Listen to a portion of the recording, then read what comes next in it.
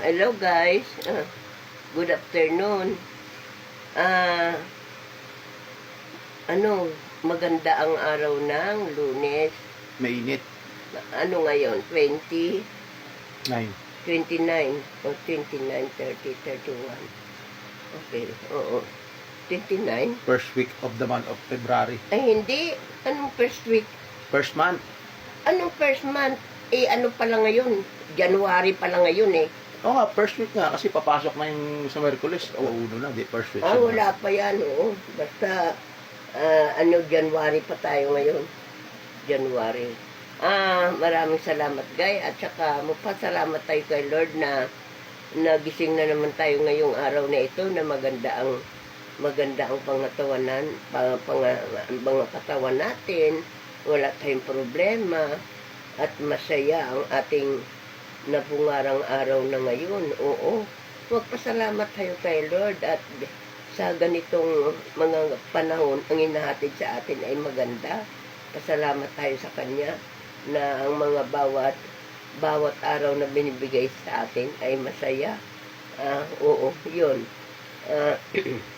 Wala tayong gagawin kundi maging masaya, huwag ma-stress, at kung ano man ang ating mga dapat gawin, mga assignment natin, gawin natin na maayos na ayon sa kalooban ng Panginoon Diyos.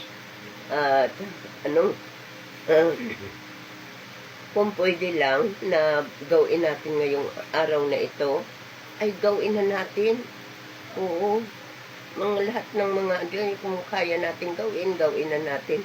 Huwag na nating ipagpabukas, lalong-lalo na mga hugasan na pinggan. Kung sakasakali man kayo, ay nag-iiwan kayo ng mga plato doon sa inyong mga lababo. Malabahan.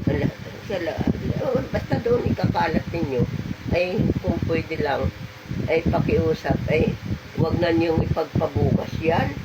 Ngayon gawin na niyo para kahit paano maaluwan ang Panginoon Diyos pagtingin sa atin. Alam mo, masakit sa mata yung mga ganyan eh. Oo.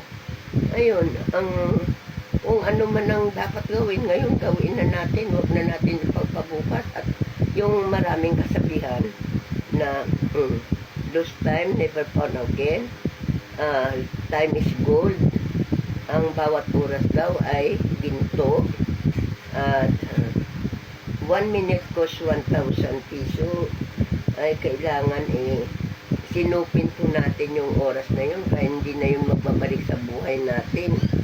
At saka yung kasabihan na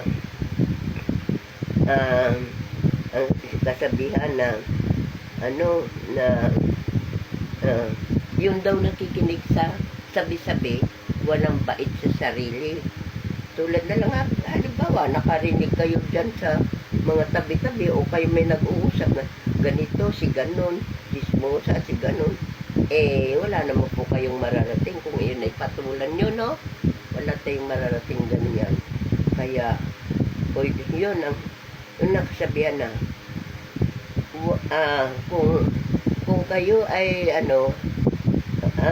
yung nakikinig daw sa sabi-sabi ay walang bait sa sarili.